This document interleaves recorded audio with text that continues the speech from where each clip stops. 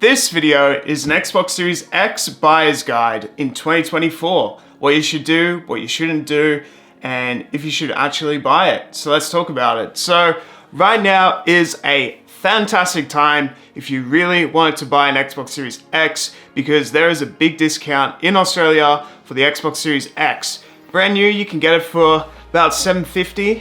So it's definitely a lot cheaper. So there's a $50 discount there if you really want to get it brand new. For pre-owned, the price is around $600, $500 to $600.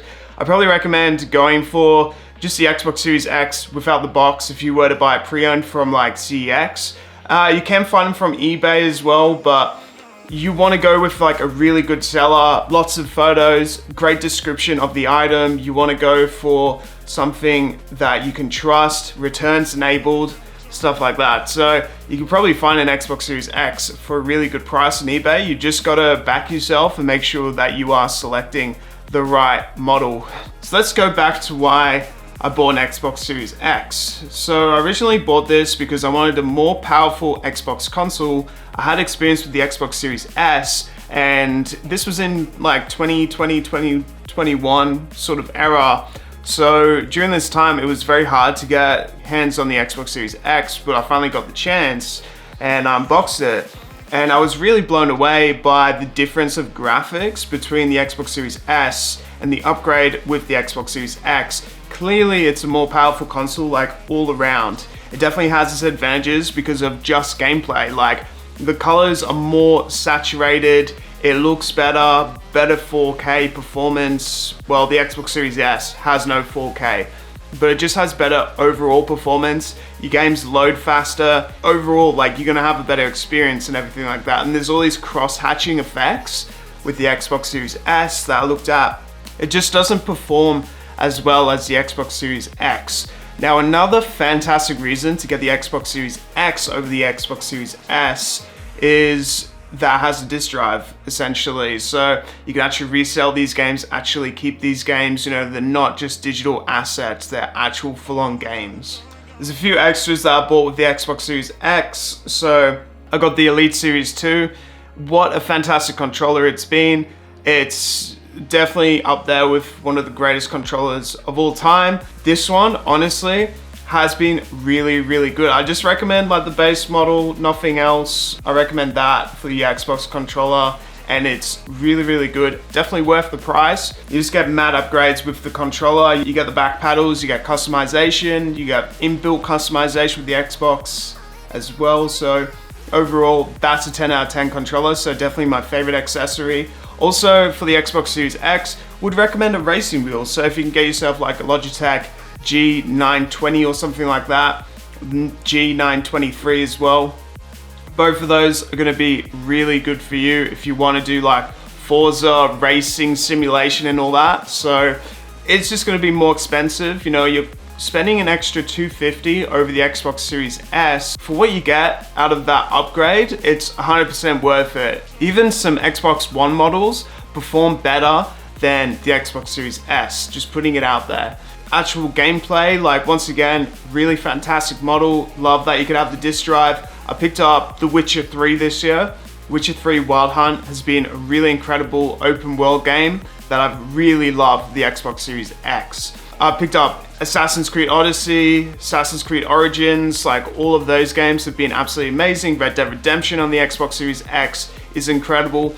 And talking about stuff like Red Dead Redemption 2, with previous generation of the Xbox, you actually get an upgrade with some games. So like Forza 4 gets a mad upgrade with the Xbox Series X. So some of those previous gens actually get, you know, the 120 frames per second 4K boost as well. There's also a boosting performance model as well with inside the Xbox Series X as an option as well. So that's really awesome.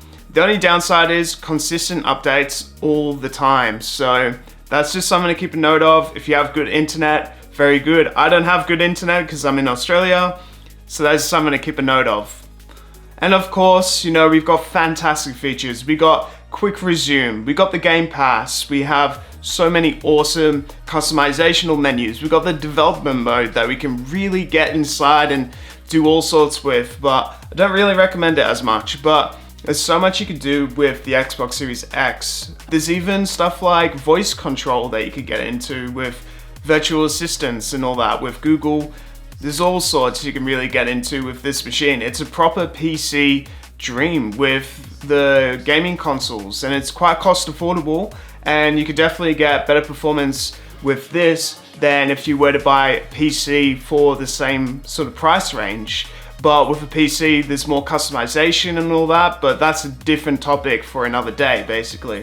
It does come with 1 terabyte, which is fantastic, but also if you wanted to upgrade the storage, it is very expensive. In Australia, it's like $300 to upgrade that storage, so that's definitely something to keep a note of. It's not something that I've purchased myself, so I'm not going to recommend it because I haven't done it myself. I'm only honest, I only recommend the things I've actually purchased with my own money. I don't do this sponsored or anything.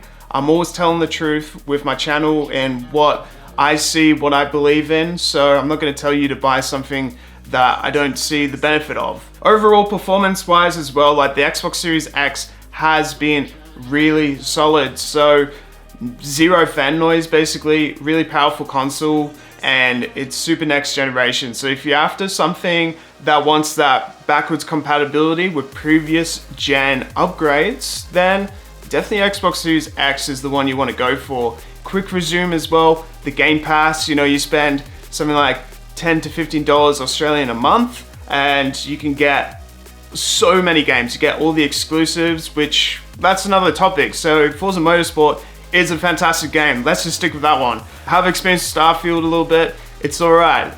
Forza games in itself are definitely keeping the Xbox alive at the moment. It's definitely the best game out of all the games. So yeah, it's a fantastic console to get all your previous gen games, even Xbox 360 games, most of them. There's a full backwards compatibility list. They even go back to the original Xbox. So it's definitely got that advantage. I've picked up a lot of games this year, pre-owned, and it's definitely been a really good console because a lot of these pre-owned games for Xbox are actually a lot cheaper than a lot of the pre-owned games for PlayStation as well. Just a sneaky tip there. So if you wanted something a little bit more cost affordable, it's definitely 100% more cost affordable than PlayStation because PlayStation has very expensive accessories, very expensive subscriptions, very expensive just overall games as well for the cost price and everything like that. So if you want something a little bit cheaper, you get the Game Pass, and you want full-fledged performance, man, like the Xbox Series X is definitely there. Like, that's my honest opinion.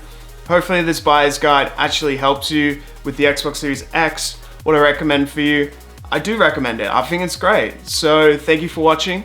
Have yourselves a beautiful day, and I'll see you guys next time. In this video, bro, that's funny. I'm putting that at the end, bro. That's funny.